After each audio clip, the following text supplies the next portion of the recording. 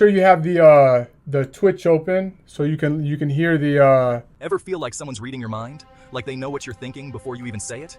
Well, governments might not be there yet, but they're getting close. They're investing heavily in technology that can almost do just that. It's called predictive analytics, and it's like having a crystal ball that shows them what you might do before you even do it. Spooky, right? Imagine a world where your next move is anticipated by algorithms and data patterns. But also kind of important. This technology can help in making informed decisions and planning for the future. Governments use it for everything from fighting crime to, well, let's just say it can get a little big brothery. They can monitor activities and predict potential threats. Imagine a world where governments can predict riots before they happen. They could deploy resources to prevent chaos and maintain order, or stop traffic jams before you even leave the house. Your commute could be smoother and less stressful. That's the promise of predictive analytics. It offers a glimpse into the future, helping to shape a more efficient and safer world. But like any powerful tool, it can be used for good or evil. The ethical implications are vast and complex. Buckle up, folks, because things are about to get interesting. The future is here, and it's watching you. So how does this whole crystal ball thing actually work? Data, my friends. Data. It's not magic, it's science. Governments and companies collect mountains of it. Your social media posts, your online shopping habits, even your location data. Every click, every swipe, every purchase adds to the pile. It's all fair game. Think of it like a giant puzzle. Each piece of data is a clue, a tiny fragment of a much larger picture. And when you put them all together, you get a pretty clear picture of what people are thinking and feeling. It's like seeing the world through a new lens. Now algorithms come in. They're like super smart detectives that analyze all this data and look for patterns. These algorithms are designed to sift through the noise and find the signal. They can spot trends, identify potential problems, and even suggest solutions before issues become crises. They can predict how people might react to certain events, whether it's a new product launch or a political campaign. It's like having a sixth sense, but instead of seeing dead people, they see your next move.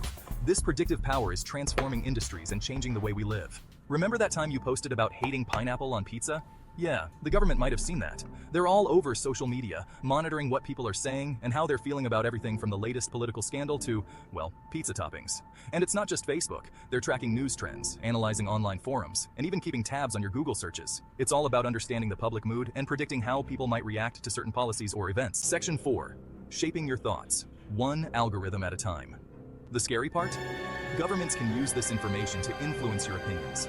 They can tailor their message to specific groups, target their propaganda, and even manipulate your emotions. And you might not even realize it's happening. Remember Cambridge Analytica? Yeah, that wasn't great. But it's not all doom and gloom.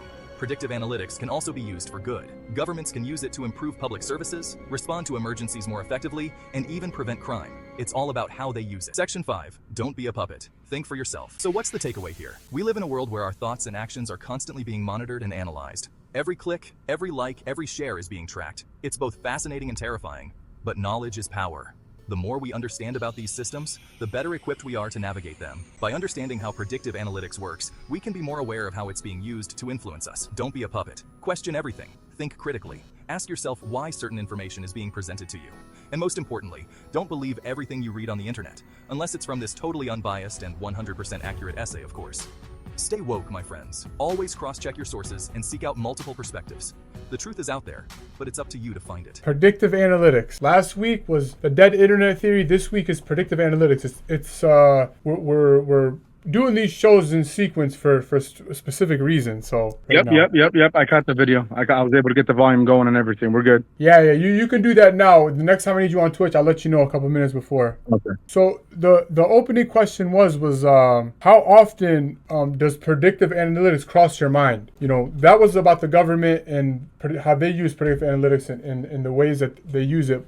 But the initial question is, how often when you're making a decision or you're watching something, or at this point something crosses your timeline or you see it, do you assume does it ever cross your mind, are you caught in the algorithm? Did somebody predict, what are the repercussions of you doing whatever action you're going to do? And do you ever think there's something deeper behind a decision that you're making? Absolutely. I think it's all the time now, but I think everyone's gotten so used to it that it doesn't even really fathom. They don't even fathom it anymore as much as they used to. Before they'd be like, oh, look how crazy this is. We were just talking about this. Now it's, showing up on my screen. Now, it's been happening for so long and so often that people are like, of course, Google just sent me an ad about what we were just talking about, But But yeah, I mean, What about it if you're happens a what lot about to if you're everyone, at I the feel. store? What if you're at the store and like you see like bananas, they're on sale and everybody's buying bananas all of a sudden? Does it ever cross your mind like, wait, why do they want everyone to get bananas? Are they're about to expire, they want to get rid of them? That might be the logical explanation. Or could it be more like, well, they want everybody to eat bananas for X, Y, and Z? Sometimes that's how I think. Sometimes my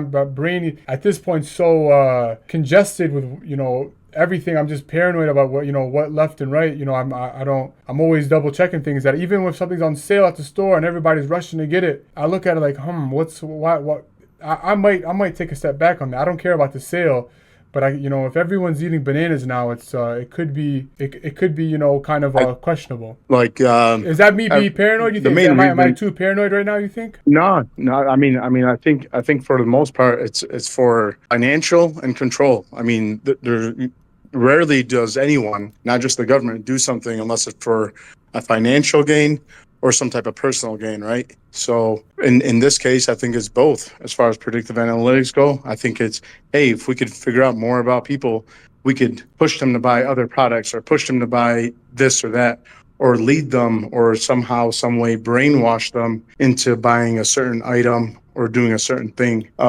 So that's where I think it all comes from. With the government, I use the banana example just to kind of show you my paranoia of how I look at kind of everything. When it comes to the government, I think they're beyond. I think they've always used predictive analytics throughout from the beginning of time. I think at this point now, how sophisticated things are, I think they're so advanced with their ways of how they can predict movements, where when I see a social movement going on, I start looking at it like, okay, they expected this to happen. So they knew that if X happened, then this situation, they're accounting for it. So the part of the prediction, the analytics aspect is, okay, once this all happens, we're prepared for it. And then it's going to open up these chains of events that we're not only prepared for, but we want to happen. So now when we talk about the government, that's how I look at how the government's operating, whether it's in a political rally or really anything. They expect the herd of people to go a certain ways. And at this point, it's so easy to know what kind of person is going to go left, what kind of person is going to go right. And then once you have them, once you decide, okay, now you can push them into this direction or that direction. Or even if you think you're going on, like, if you want to use U.S. politics example, you want to, I'm going to vote for anybody except Trump. So they just throw Kamala in and I'm just going to vote for Kamala. And they know there's going to be people who don't give nothing, they don't care about Kamala, but they're going to go and just because they don't want to do nothing with Trump. They know there's a wave of people that are going to automatically do that. Now, the thing is what are they going to do with that wave of people?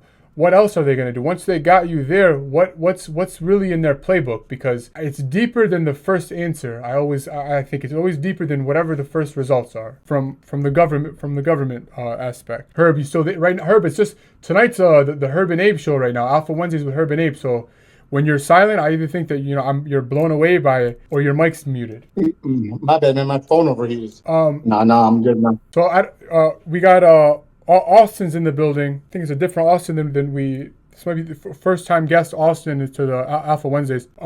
Anyways, did you hear the government rant that I went on about them? Like the even with like social movements, they predict these movements and they anticipate them. So anytime something happens, like let's say the BLM, they know that the riots are going to happen, and then it could escalate. I even think they can. If they want to push it to go and breaking cars, they have ability. Because Absolutely. Yeah, I heard that part, and I agree completely with it. I mean, I think they do push for some of these things depending on, which political party they belong to or what next agenda they're trying to push. I mean, it happens in other countries, and they explicitly say it. They come out and literally say that this is what occurred. One opposing presidential candidate goes out, pays, a load bunch of a certain type of demographic to go do a certain thing, antagonize another party, to have an uproar for him to say, hey, look, this is what happened when this individual was in office. And look what I did. I was able to simmer it down or to put a stop to the chaos that was happening in our country. And in reality, all he did was he called his dogs down, told his people, hey, just cut it out now, guys. And then all of a sudden they stop, and it looks like he's the peacemaker when all along he was the reason to why it started. So yeah, I agree. Yeah, but like agreeing to the point of saying that like are they like, so with the BLM, let's do the BLM example, right? People went from being indoors nonstop and being cooped up. Now now the thing happened with George Floyd, and now the BLM movement starts, and it got so escalated to now we're gonna go vandalize properties. We're gonna go vandalize, you know, businesses and cars, and cities were on fire essentially. Now the question is this: did they know? This is, we're not going to be able to answer this because this is like, this would be called, I don't know, the deep state or whatever you want to call it. But the predictive analytics aspect of where we're talking about the government is: did they know that did they know this was going to happen? Did they think that once people were in quarantine, the social something will happen, will cause them uproar, and will get them to the point of going and vandalize? Because protests and movements happen all the time, you know, but nothing like the scale of BLM, of how the riots and the cars and all that, the damage that people were causing. We never saw that before. And to me, I was like blown away that one day, you know, everybody's chilling indoors. Next day, they're literally rooting. Was their prediction? We have a herd of people inside, cooped up, ready to rage. Now if we spark one thing, no matter what that situation was, they're going to be so full force to go and vandalize buildings because they've been so cooped up. That's how I look at, that's the question that I'm asking, is like, and maybe we're not going to be able to answer it, but if we can start, you know, questioning that and have conversation around that, then moving forward, when we see other things happening, can we objectively say, wait a minute, is this artificial or is this actually genuine? So the main question you're asking here is, did they know that this was going to happen, or something like this was going to happen? Yeah, like was that in their right? playbook? Like was that in their analytics deck? Was that a high probability of this happening? My opinion is they don't move unless they have the highest probability of what's going to happen. They won't make an action. Like, it's nothing is by chance. Well, nothing's by choice. I mean, this, you know, like I said in the last episode of history repeating itself, 1991, Rodney King. Right after that, the riots and everything that occurred. So, you know, that was was that in LA? Was Rodney King just in LA? I believe he was beaten in LA. I want to say but like, that. did the riots I think the riots happened in LA. It wasn't nationwide. Maybe with social media, if Rodney King happens, it turns into a national the Rodney King situation. They call that riot the worst in U.S. history, the one that occurred at that time. You know, so just going off of what you're asking, do they know something like this is going to happen? I don't think back then they did, but I think, you know, with the most recent ones and everything that's been going on, you know, they're just kind of more on the scope of, hey, if one more thing happens, this place is going to riot. But they didn't put any precautions towards it, so it happened again. And, you know, rightfully so, or maybe not rightfully so, they wanted it to happen for a certain reason. You know, I mean, there's so many conspiracies out there that God knows what the reason behind it is, right? What if the reason is we want to make them move? We want to make them do this. Like, I think sometimes, I don't know if we would say experiment, sometimes it could be experimenting. It's like, hey, let's see for the next chain, the next time they want to do something, because now I look at things as like, now I look at things as like, are like governments and are they looking at all tweets? Are they looking at all Facebook posts? Are they aggregating all that information now to see, okay, these people are this way, these people are that way, or this is what they're thinking. Let's throw this into the equation, because if we throw this into the equation, because we have predictive analytics and we have the software to like I said, I don't believe any of this happens by it could happen. It's going to happen. That's what I think, is like they don't move unless it's going to happen. They won't use these forces unless it's going to happen. And I think that that's the power that they've been able to mask over everyone. So like I mean, you could answer your question with the opposite question, right? Do you think they could have did anything to stop this from happening? Or do you think that even if it would have happened, they could have, even after the fact of it happening, could they have stopped the riots from happening? You know, there's many ways to look at it, not just the fact that it did happen. But, I mean, they have the capability of doing all these things that they do in the world. You're telling me that they didn't have the capability of stopping a riot happening in the U.S.? Yeah, that's a good question. So if you use predictive analytics to start an uprising and a riot, can you use the same predictive analytics to stop it? That's a good question. I think the answer is yes, if the parties want that to happen. But that is a good question. Because, you know, that's just on like the government conspiracy side that we won't really be able to answer. They're kind of open ended. They're this is you can throw this in the conspiracy box of the show because, like I said, these are just kind of like my analysis of things that I've saw over the years, things that I see over the future, and how not when I see things now moving and I see people protesting for certain things, I look at it like, oh, wait a minute, the person you're protesting against, they knew you were going to protest against them. They were aware of it. They were ready for you to protest against them. And in my opinion, I think they wanted it to happen. They want you to protest against them, or else they would do what you said. They would use it to stop it. But I think that they want. So when I see a protest happening, I think, oh, somebody wants this to happen. Like I said, the show's structured. These first 4 episodes that we're doing, they were designed specifically for a lead-up show that we might do in October. We might not do in October at this point.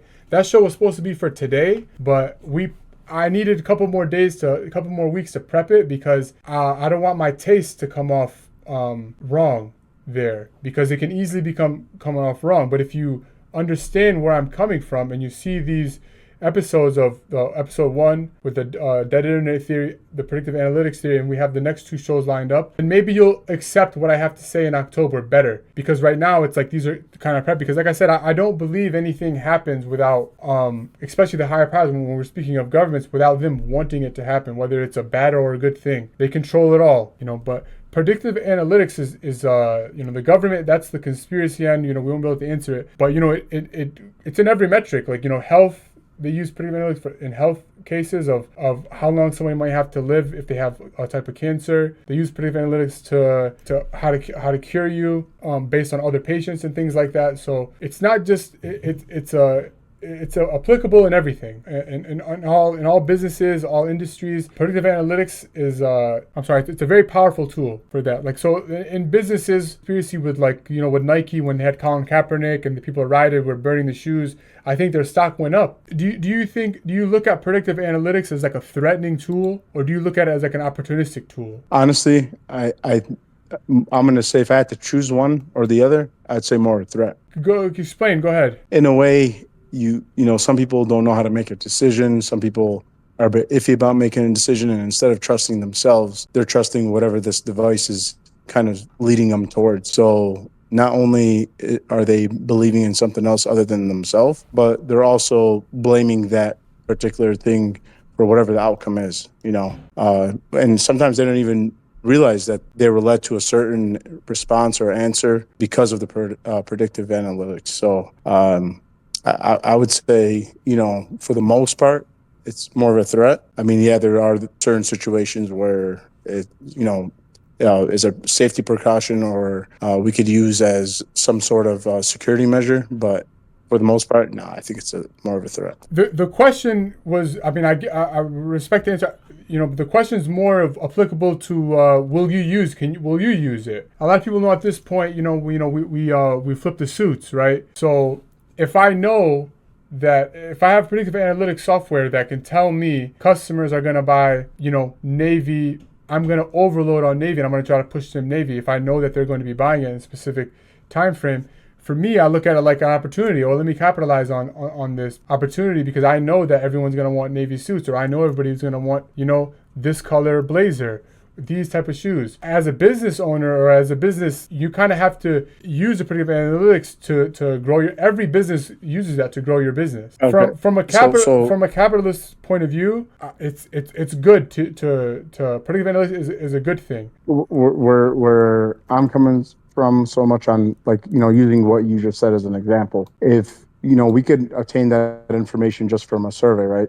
At this particular season, more people buy this color suit, right? So it doesn't necessarily have to be predictive analytics, but think about the consumer end where they were led to believe, hey, I should purchase a blue suit. And then, now they're searching blue suit, and now you get that data, and now you're basically getting a data or something that was compiled falsely or just from people being led to that answer. That's where I was coming from on that. Like, yeah, you're using it for your business. That's that one-off situation that I'm talking about. But how did it come to get this information that most people are looking for a blue suit during this time? That's where I'm coming from. So you're coming from, how did retain this information is kind of the moral dilemma of where you're coming from. Did I steal it? Did I get Yeah, I mean data? Did I that buy same data? information, that same information could just come from a simple survey, right? I mean, weddings on a beach, Well, people want to wear white. I'm not gonna. I'm saying is that like a survey is a handful of people. Predictive analytics is the masses. It's everybody. And you can use it that way. Now I can use predictive analytics to a different way, right? This is the more advanced way to use it of saying I want everybody to wear navy suits. The presidential campaigns coming up. I want them to dress like the president. I'm going to start now. I'm going to use the word marketing ways why you should wear a navy suit. And now everybody now wants to wear a navy suit to look like the president because the president's coming up. And now I'm predicting that everyone is going to wear navy because I'm marketing reasons to why they should wear navy. And I formulated around the presidential campaign and whatnot. So you could use predictive analytics to, I think that's a good ethical way to use it. But then there's ethical ways to when we were talking about the more conspiratorial ways where it's just not ethical how some businesses do it. And that's just the state of capitalism. There's no moral turpitude in capitalism. So you kind of have to take the good and the bad. So if you had to say like how often do you think like predictive analytics are right? Oh man. Let's just say you don't have to go give me a scale it down to your industry, whatever you do, scale it down to like how often are you right about what your customer or your consumer is going to do? I would say 65 to 75% of the time. Are those odds good enough for you to like invest more? I would say yeah. All right. Yeah. I mean, there might be one or two situations, but no, yeah, I would say so. Invest in more. As far as the business owner goes, yeah, absolutely. What about I think we had a couple clips go kind of viral last week with the gambling and the sports. Predictive analytics in the sports world is used for gambling essentially, but you can also use it to train athletes. You could use predictive analytics. Like I said, it's not I don't want to, put so much negative context on it because we played the conspiracy government video in the beginning. Because in truth, like I said, I think there's more good in the predictive analytics side of it if it's used properly. When we talk about the unethical ways of the manipulation and control and what people are doing with it, that's just on another level of predictive analytics in sports. Could be getting your team better and using all the metrics possible to get them better. The negative part could be the gambling. Let's fix games. Let's control this.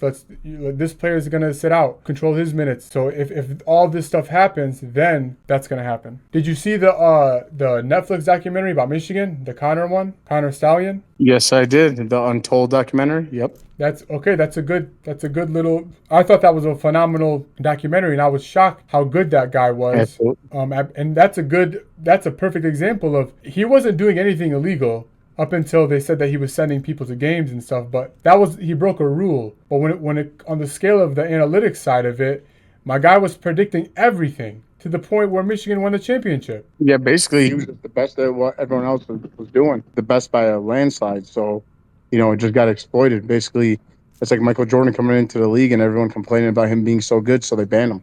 That's essentially what happened. Connor Stillion from the University of Michigan was using predictive analytics, call out all the other teams' plays, and that essentially helped Michigan greatly turn things around. Now, that wasn't the only contribution, but that was in my opinion, it was a humongous contribution for Michigan's success. And now a lot of people are starting to want them to suspend them for the year. They want to take those 2 years back because, that's why this year they have to win. It's never been more important for Michigan to win this year. That's why Jim Harbaugh knew the deal. He saw what was coming. He saw what was coming around the corner. He got out of there so fast. I'm not defending no title. I'm out of here. That was it for the predictive side. Unless you want to add more to it, I think we add a lot of context to this topic. I'm sure more people are going to be using this topic in the future, especially the elections coming up and all that.